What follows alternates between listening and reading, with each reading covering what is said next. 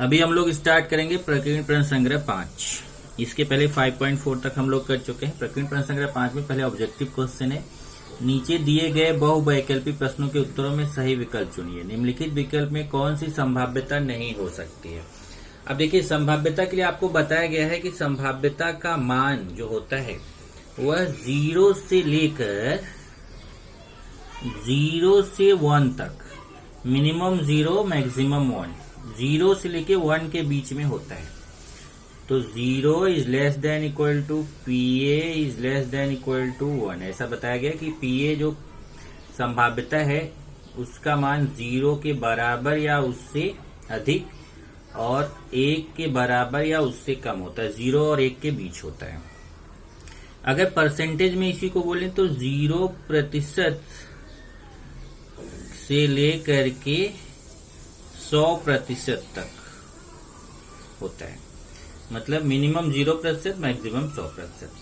अंक में 0 से 1 और प्रतिशत में 0 से 100। अब यहाँ देखिए, निम्नलिखित विकल्प में कौन सी संभाव्यता नहीं हो सकती है।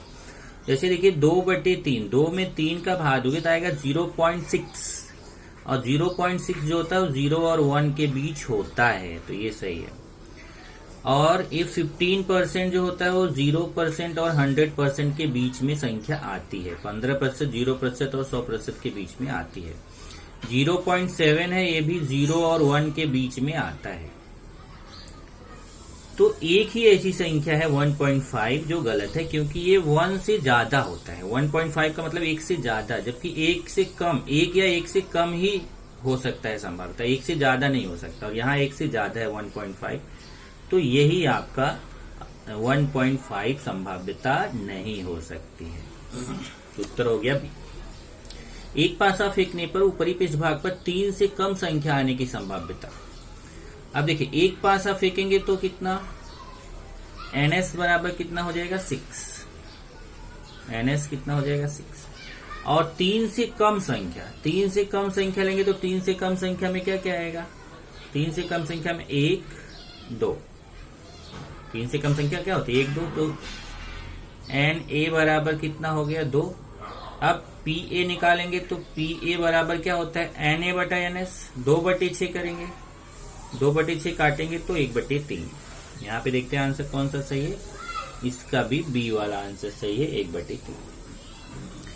1 से 100 में से चुनी गई संख्या के अभाज्य संख्या होने की संभाव्यता। अब देखिए, 1 से 100 तक जो संख्या है उसमें अभाज्य संख्या, तो 1 से 100 के बीच अगर आप अभाज्य संख्या देखने जाओगे तो पहले तो यहाँ पे देखिए कि NS बराबर कितना हो जाएगा। 1 से 100 के बीच अगर आप करेंगे तो 1 से 100 के बीच NS, क्योंकि लिखा 1 से 100 में से, बीच नहीं, 1 से 100 पूरी संख्या लेनी, तो 1 से 100 पूरी संख्या NS कितनी हो जाएगी, 1 से लेके 100 तक, मतलब 100 हो जाएगा। अब 100 में से अगर आप देखेंगे तो आपको ये देखना है कि कितनी अभाज्य संख्याएं हैं। 1 से 100 के बीच में कितनी अभाज्य संख्याएं आती हैं। तो अभाज्य संख्याएं अब आप लिखने जाओगे तो 1 से 100 के बीच में मैं थोड़ा लिख देता हूं, जैसे 2, 3, 5। अब ये निकालने जाएंगे 7, 2 अभाज्य संख्या मतलब जो किसी दूसरी संख्या से ना कटे, 11, 13, 17, ऐसे ही निकालते आप चले जाएंगे।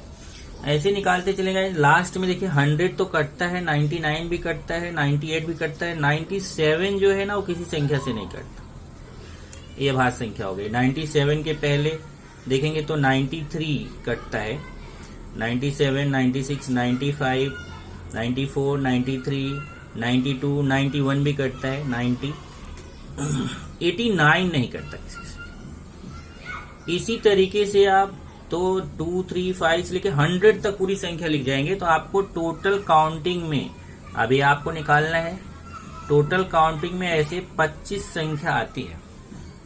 ऐसी कितनी संख्या आएगी 25, तो NA बराबर 25 आ गया। अब आप ये निकाल लेना, NA बराबर 25 आएगा, NS बराबर 100, तो PA बराबर NA बटा NS 25/100 करेंगे तो 25 1 के 25, 25 25/100 संभाव्यता निकालेंगे, 25 1 के 25, 25 1 का 100, 1/4 आएगा। तो आंसर कौन सा सही है, सी। प्रत्येक कार्ड पर इस प्रकार 1 से 40 तक संख्या लिखा। अब यहाँ पे देखिए संख्या 1 से 40 तक लिखी हुई है, मतलब NS बराबर कितना हो गया 40। NS बराबर 40 हो गया। इनमें से एक कार्ड निकाला गया, उस कार्ड की 5 के गुणज होने के साथ, 5 की गुणज मतलब 5 के पहाड़े की संख्या, वो भी 40 तक ही लेना है। 5, 10, 15, 20, 25, 30, 35 और 40, ये 5 की गुणज संख्याएं हैं। तो कितनी हो गई? 1, 2, 3, 4, 5, 6, 7, 8, 8 हो गया। Na equal to 8। तब संभाव्यता Pa equal to Na upon NS, 8/40 करेंगे, काटेंगे 8 1 के 8 बचे 40, 1/5 आएगा। तो 1/5 कौन सा है? ए वाला उत्तर सही है। उसके बाद यहाँ पे देखिए, तो इजी है। Na2 दिया है, Pa 1/5 दिया, NS निकालना है। तो ये देखिए Pa बराबर होता है Na अपॉन NS। अब Pa, ये देखिए NS अगर इधर लेके आएंगे तो गुणा में आ जाएगा। Pa गुणे, ये देखिए भाग है इधर आके गुणा में, NS इक्वल टू Na। अब यहाँ पे मान रख देते हैं। Pa का मान के कितना है? 1/5 गुणे NS बराबर Na का मान कितना है? 2। चेक करिए, Pa का मान 1/5 है, NS का निकालना है, Na का मान 2। 1/5 बराबर उधर जाएगा तो उल्टा हो जाएगा, 5/1। NS बराबर 2 गुणे 1/5 उधर जाके उल्टा हो जाएगा 5/1। इस तरीके से NS बराबर 5 दूना 10। NS बराबर कौन सा आएगा? 10 आएगा। तो 10 कौन सा है? ए वाला उत्तर। ये तो ऑब्जेक्टिव टाइप का क्वेश्चन हो गया, जिसमें आपको ये रफ वर्क है, रफ वर्क करके आपको ये मान निकालने होते हैं। अब हम लोग चलेंगे दूसरे क्वेश्चन पर। प्रश्न नंबर 2 देखिए। बास्केटबॉल के खिलाड़ी जॉन, वासिम और आकाश एक निश्चित जगह बास्केटबॉल डालने का अभ्यास कर रहे थे। बास्केटबॉल डालने की जॉन की संभाव्यता दी है 4/5, वसीम की 0.83, आकाश की 58%। किसकी संभाव्यता अधिक है? तो आपको क्या करना है, संभाव्यता अगर अधिक है पता करना है तो 2 तरीका। एक तो या तो सबको एक ही यूनिट में, सबको एक ही इकाई में बदल लो, या तो तीनों को प्रतिशत में बदल लो, या तो तीनों को दशमलव में बदल लो, तभी आप उसकी तुलना कर पाओगे। तो जैसे यहाँ पे इसने सबको दशमलव में बदला है, जैसे 4/5 है, सब देखिए इसने लिखा है प्रत्येक संभाव्यता को अपूर्णांक संख्या दशमलव में व्यक्त करेंगे। तो जॉन की संभाव्यता कितना है? 4/5। 4 में 5 का भाग देंगे, तो 4 में 5 का भाग देंगे तो 0.8 आएगा। वसीम का ऑलरेडी पॉइंट में दिया हुआ है, और आकाश का 58% है। 58% मतलब 58% का मतलब 58/100, और 58 में 100 का भाग देंगे तो देखिए 1 2 2 स्थान बाद दशमलव, 1 2 2 स्थान बाद दशमलव आएगा तो 0.58 आएगा। भाग आप देके भी चेक कर सकते हैं। अब यहाँ देखिए 0.8। अब 0.8 का मतलब कितना हुआ? इसको 0.8 को 0.80 भी बोल सकते हैं। ये देखिए 0.80, क्योंकि इसके बाद हम 0 लगा सकते हैं, बराबर। दशमलव के बाद कोई संख्या, उसके बाद इधर अनंत 0 आप लगा सकते हैं। तो 0.80, 0.83, 0.58 है। तो सबसे बड़ा कौन है? देखिए 0.83। तो सबसे अधिक संभाव्यता किसकी है? वासिम की संभाव्यता सबसे अधिक है। तो देखो यहाँ लिखा है 1 2 3 में सबसे बड़ा 0.83 है, उससे छोटा 0.8 है। अब 0.8 मतलब 0.80, केवल 0.8 लिख सकते हो, लेकिन 80 से आपको समझ में आएगा। और ये 0.58 है। तो सबसे बड़ा, उससे छोटा, उससे छोटा। तो सबसे अधिक संभावना किसकी, संभाव्यता किसकी है? वसीम की संभाव्यता सबसे अधिक है, क्योंकि वो सबसे ज्यादा, उसकी सबसे बड़ी संख्या आ रही है। एक हॉकी टीम में 6 बचाव करने वाले और 4 आक्रामक, 1 गोलरक्षक खिलाड़ी है। मतलब कुल खिलाड़ी कितने? 6 4 10 1 11 खिलाड़ी हैं हॉकी टीम में। 6 ऐसे हैं जो बचाव करने वाले, क्षेत्ररक्षक हैं, 4 आक्रामक हैं, 1 गोलरक्षक है। यादृच्छिक पद्धति से एक खिलाड़ी को कप्तान के रूप में चुनाव करना है तो निम्नलिखित घटनाओं की संभाव्यता ज्ञात करो। गोलरक्षक कप्तान हो, क्षेत्ररक्षक कप्तान हो। तो ये बहुत आसान है। देखिए पहले तो 11 खिलाड़ी हैं, 11 खिलाड़ियों में एक कप्तान का चुनाव करना है। पहले नमूना अवकाश देखेंगे तो 6 है बचाव करने वाले खिलाड़ी। ये देखिए 6 बचाव करने वाले, 4 आक्रामक और 1 गोल रक्षक। 4 आक्रामक 1 गोल रक्षक। तो 6 4 10 1 11 यानी इक्वल टू 11 हो जाएगा। अब घटना ये पहला क्वेश्चन है गोल रक्षक का कप्तान होना। गोल रक्षक का कप्तान होने का मतलब हुआ कितने गोल रक्षक है यहाँ पे देखेंगे तो गोल रक्षक एक ही है। ये देखिए गोल रक्षक कितना एक, ए में कितना आएगा एक गोल रक्षक मतलब एन ए बराबर एक हो जाएगा। तो पी ए बराबर एन ए बटा एन एस। पी ए बराबर क्या होता है एन ए बटा एन एस 1/11। यहाँ देखिए पी ए बराबर एन ए बटा एन एस 1/11 मतलब गोल रक्षक के कप्तान होने की संभावना कितनी है 1/11। संभाव्यता कितनी 1/11। बचाव करने वाले खिलाड़ी का कप्तान होना मतलब क्षेत्ररक्षक का कप्तान होना। ये देखिए तो क्षेत्ररक्षक कुल कितने हैं 6 हैं। तो बचाव करने वाले क्षेत्ररक्षक खिलाड़ी का कप्तान होना उसको मान लेते हैं बी, घटना बी मान लेते हैं उसको। माना घटना बी है क्षेत्ररक्षक का कप्तान होना तो बी में कितने खिलाड़ी आएंगे 6 बचाव करने वाले खिलाड़ी आएंगे। तो एन बी इक्वल टू 6 हो जाएगा। तब संभाव्यता P B equal to N B upon N S. N B का मान 6 है, एन एस का मान 11 है। मान रख देंगे 6/11 कटने वाला है नहीं, आंसर हो जाएगा। जोसेफ ने एक थैली में कुल 26 अक्षरों के कार्ड इस प्रकार रखे कि प्रत्येक कार्ड पर अंग्रेजी वर्णमाला का एक अक्षर है। इनमें से अक्षरों का एक कार्ड अत्यधिक पद्धति से निकालना, तो निकाले गए कार्ड का स्वर अक्षर होने की संभाव्यता ज्ञात करो। अब देखिए इसमें कितने हैं टोटल 26 अक्षर हैं। 26 अक्षरों का कार्ड है तो एनएस बराबर 26 हो जाएगा। ए बी सी से लेके जेड तक एनएस इक्वल टू 26। उसने बोला कि अक्षरों का एक कार्ड जो निकालना है वो निकाले गए कार्ड का स्वर अक्षर। तो स्वर अक्षर कितने होते हैं 5 होते हैं। देखिए माना घटना ए है स्वर अक्षर, तो स्वर अक्षर कितने होते हैं 5 ए ई आई ओ यू। तो ए 5 हो गया, एन ए बराबर 5। तो संभाव्यता कितनी हो जाएगी एन पी ए बराबर एन ए बटा एन एस 5/NS हो गया 26, कटेगा नहीं, यही आंसर हो गया।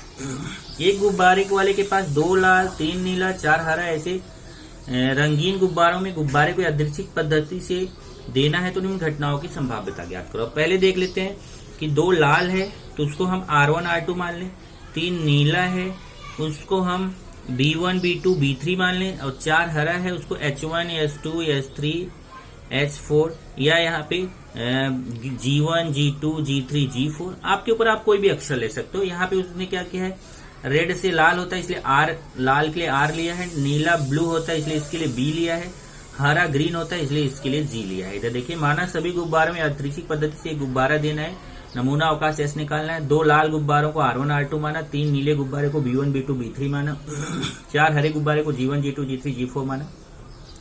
S बराबर है देखिए R1 R2 B1 B2 B3 G1 G2 G3 G4। तो टोटल कितने हो गए टोटल 9 हो गए। अब पहला क्वेश्चन है गुब्बारे का लाल होना। तो पहली घटना A मानेंगे गुब्बारे का लाल होना, दूसरी घटना B मानेंगे गुब्बारे का नीला होना, तीसरी घटना C मानेंगे गुब्बारे का हरा होना। तो A में कितना आएगा 2, B में कितना आएगा 3 और C में कितना आएगा 4 और NS याद रखिए 9। बस फटाफट निकल जाएगा। देखिए घटना A में देखिए लाल होना में R1 R2 N equal to 2 P equal to N upon NS 2 और NS का मान 9 है 2/9। ऐसे ही B का गुब्बारे का नीला होना, नीला में B1 B2 B3 NB3 हो गया तो PB NB बटा NS 3/9। NB का मान 3 है, NS का 9 है, काटेंगे कट रहा है काटेंगे 1/3। ऐसे ही C का निकालेंगे हरा क्या क्या है G1 G2 G3 G4 NC equal to 4 तो PC equal to NC upon NS, NC का 4 है और NS का 9, ये कटेगा नहीं, आंसर हो जाएगा। एक बक्से में 5 लाल कलमें 8 नीली कलमें 3 हरी कलमें हैं। तो सेम ऊपर के जैसा ही है, 5 लाल कलम है तो उसको R1 R2 R3 R4 R5, 8 नीली कलमें है तो उसको B1 B2 B3 B4 B5 B6 B7 B8 मान लिया, 3 हरी कलम उसको G1 G2 G3 मान लिया। देखिए टोटल कितना हो गया 16। अब उसमें पहला इसमें क्वेश्चन है कलम के नीली होने की संभाव्यता ज्ञात कीजिए। तो आसानी से निकाल सकते हैं, नीली कितनी 8, देखिए 8 नीली ले लिया 8 हो गया तो PA बराबर NA बटा NS 8/16 कट गया 1/2 आ गया। एक पासे के 6 पृष्ठभाग निम्न प्रकार से। अब देखिए पासे में तो पृष्ठभाग 1 2 3 4 5 6 होता है, लेकिन यहाँ पे उन्होंने बोला कि उसके पृष्ठभाग पे 1 2 3 4 5 6 नहीं लिखा हुआ बल्कि ABCDEA लिखा हुआ है। ध्यान से लिखेगा क्या क्या लिखा है ABCDE और एक पे फिर A लिखा हुआ है, मतलब A 2 बार लिखा हुआ है। तो इस प्रकार से पृष्ठभाग है। एक पासा एक बार फेंकने पर दी गई घटनाओं की संभाव्यता ज्ञात करो। तो पहले तो पासा है ABCDEA लिखा हुआ है, तो टोटल कितना हो गया S, 1 2 3 4 5 6 हो गया। तो यहाँ पे लिख दीजिए NS, इसलिए NS बराबर हो गया 6। तो घटना यह है ऊपरी पृष्ठभाग पर A मिलना। ये देखिए पहला क्वेश्चन क्या है, ऊपरी पृष्ठभाग पर A मिलना। A कितनी बार मिल रहा है, देखिए 2 बार मिल रहा है ना, AA, यहाँ पे 2 बार हो गया AA, Na बराबर 2। अब एक कंफ्यूजन आपको रहेगा कि ये जो समुच्चय के रूप में लिखा जाता है, तो समुच्चय को तो समुच्चय में एक सदस्य रहता है, एक घटक रहता है, उसको 2 बार नहीं लिख सकते हैं। तो यहाँ हम 2 बार क्यों लिख रहे हैं, तो ध्यान रखिए कि यहाँ पे आप समुच्चय के रूप में लिख रहे हो, लेकिन इसमें आपको इसलिए 2 बार लिखना पड़ेगा क्योंकि जब आपका आएगा कि ऊपरी पृष्ठभाग पर A मिलना, अगर आप उस रूप में नहीं लिखे रहोगे तो फिर आपको प्रॉब्लम आएगा कि आप वहां पे एक ही A पाओगे। इसलिए यहाँ पे आपको ध्यान रखना है कि समुच्चय के उस मेथड को यहाँ पे लागू नहीं करना है जिसमें था कि समुच्चय में एक घटक केवल एक ही बार लिखा जाता है। यहाँ पे वो चीज नहीं ध्यान देना है। तो ये देखिए A 2 बार है, तो A को 2 बार लेंगे, Na बराबर 2, Pa बराबर Na बटा NS, ये 2 हो गया, NS 6 हो गया, काटेंगे 1/3। दूसरा है ऊपरी पृष्ठभाग पर D मिलना, तो D तो केवल एक ही बार मिल रहा है। देखिए यहाँ पे भी देखेंगे तो D केवल एक ही बार मिल रहा है, D NB इक्वल टू 1, एक ही बार मिल रहा है। PB बराबर NB बटा NS, 1/6, आंसर आ जाएगा कितना, 1/6। ऐसे ही 8वां क्वेश्चन है, किसी बक्से में 30 टिकट है। अब 30 टिकट है तो NS इक्वल टू 30 हो गया, 1 से 30 तक। अब टिकट पर विषम संख्या आप जानते हो, जो संख्या 2 से नहीं कटती उसको विषम संख्या बोलते हैं। 1 3 5 7, तो 15 हो गया, इसको A मान लिया। घटना है PA बराबर Na बटा NS, 15/30 काटा तो 1/2। दूसरी घटना टिकट पर पूर्ण वर्ग संख्या। अब पूर्ण वर्ग संख्या मैंने आपको लिखा के दिया था, वर्ग संख्या जैसे 1 4 9 16 25 36, ये पूर्ण वर्ग संख्या है। तो यहाँ हमें 1 से 30 के बीच की पूर्ण वर्ग संख्या लेना है। 1 4 9 16 25, देखिए 1 4 9 16 25, घटना B हो गया। ये पूर्ण वर्ग संख्या है, पूर्ण वर्ग संख्या है। तो NB बराबर कितना हो गया, 1 2 3 4 5, PB बराबर NB बटा NS, 5/NS का मान कितना है, 30, काटेंगे तो आएगा 1/6। एक क्वेश्चन नंबर हो गया 8। ऐसे ही क्वेश्चन नंबर 9 की तरफ चलेंगे। क्वेश्चन नंबर 9 है, किसी बगीचे की लंबाई चौड़ाई क्रमशः 77 मीटर 50 मीटर, बगीचे में 14 मीटर व्यास वाला एक तालाब है। तो बगीचे के पास इमारत की छत पर सुखाने के लिए रखा गया तौलिया हवा से उड़कर बगीचे में गिरा, तो उसके बगीचे के तालाब में गिरने की संभावना ज्ञात करो। अब देखिए ये आपका बगीचा है, ये आयताकार बगीचा है और इसके अंदर एक ये वृत्ताकार तालाब है। तो क्वेश्चन क्या है कि ये आयताकार बगीचे में एक वृत्ताकार तालाब है, एक तौलिया उड़कर इसके अंदर गिरता है, एक तौलिया उड़कर इस बगीचे में गिरता है, तो उसके तालाब में गिरने की संभावना कितनी है। ध्यान से देखिए, तौलिया उड़ के आया, यहाँ गिरा, तो बाग में भी गिर सकता है, तालाब में भी गिर सकता है, दोनों में से कहीं पे भी गिर सकता है। तो तालाब में गिरने की संभाव्यता उसकी कितनी है। तो हम क्या करेंगे, पहले इसका क्षेत्रफल निकालेंगे, आयत का क्षेत्रफल। ये हो जाएगा नमूना अवकाश, क्योंकि नमूना अवकाश मतलब पूरा। देखिए आयताकार बगीचे का क्षेत्रफल लंबाई गुणे चौड़ाई 77 गुणे 50, तो 3850 वर्ग मीटर, यही हो जाएगा NS। यहाँ देखिए तौलिया बगीचे में गिरी, इस घटना का नमूना अवकाश S है। S मतलब आयताकार बगीचे का क्षेत्रफल, NS बराबर यही जो 3850 आया, यही हो जाएगा NS बगीचे का क्षेत्रफल। और ये जो तालाब है इसको घटना A मानेंगे, क्योंकि इसमें तौलिया गिरने की संभावना निकालना है, तो इसको हम घटना A मानेंगे। घटना A हो गया, तौलिया तालाब में गिरा, तो तालाब का क्षेत्रफल निकालेंगे। तालाब का क्षेत्रफल कैसे निकलेगा, इसका व्यास दिया है 14 मीटर, ये देखिए पूरा व्यास है, व्यास दिया 14 मीटर, उसकी त्रिज्या कितनी हो जाएगी, उसका आधा करेंगे 7 मीटर, त्रिज्या बराबर व्यास बटे 2, 7 मीटर हो गए। तो तालाब का क्षेत्रफल क्या है, वृत्त का क्षेत्रफल का सूत्र, वृत्त के क्षेत्रफल का सूत्र क्या होता है, पाई r स्क्वायर। पाई का मान 22/7, r का मान 7 का स्क्वायर है, तो 7 गुणे 7, एक 7 कट गया, 22 में 7 का गुणा 154। इसका मतलब ये तालाब का क्षेत्रफल कितना हो गया, 154 वर्ग मीटर। तो ये हो गया Na, देखिए Na बराबर 154। तो जो बगीचे का क्षेत्रफल है वो हमारा नमूना अवकाश NS है, और जो तौलिए जो ये तालाब का क्षेत्रफल है वो नमूना अवकाश Na है। तब संभाव्यता पी ए निकालना है, Na बटा NS, Na का मान 154, NS का मान 3850। इसको काट देंगे, आंसर आ जाएगा। ऐसा लिखने की जरूरत नहीं है, आप डायरेक्ट रफ पे काट के डायरेक्ट 1/25 लिखिए। ऐसा इन्होंने समझाने के लिखा है, इसलिए समझाने के लिखा है कि मतलब कि ये 154 से कट जाएगा, ये समझाने के लिए किया है। ओके।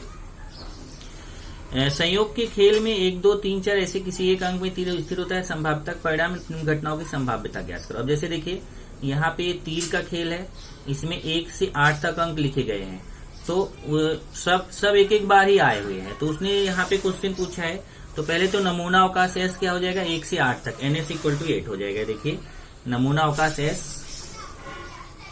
= 1 से 8 तक, NS = 8। अब पहला क्वेश्चन, तीर 8 पर स्थिर हो। अब 8 कितनी बार आया, 8 केवल एक ही बार आया है, तो यहाँ देखिए A = 8 हो जाएगा, Na = 1, तो P = Na/NS 1/8, मतलब 8 आने की संभावना कितनी है, 1/8। विषम संख्या, अब इसमें से विषम संख्या क्या है, 1, 3, 5, 7 है, तो विषम संख्या की संभाव्यता निकाल लिया, 4 हो गया, फिर 4/8। और तीसरा है 2 से बड़ी संख्या। 2 से बड़ी संख्या क्या क्या है, यहाँ से 3, 4, 5, 6, 7, 8, 3, 4, 5, 6, 7, 8, इसकी संभाव्यता निकाल लिया। चौथा है 9 से छोटी संख्या। 9 से छोटी संख्या, यहाँ ये सब पूरी की पूरी आ जाएगी 9 से छोटी संख्या में, तो संभाव्यता 1 आ जाएगा। ओके, क्योंकि पूरा का पूरा ND भी 8 हो गया, NS भी 8, काटेंगे तो कितना आ जाएगा, 1 आ जाएगा।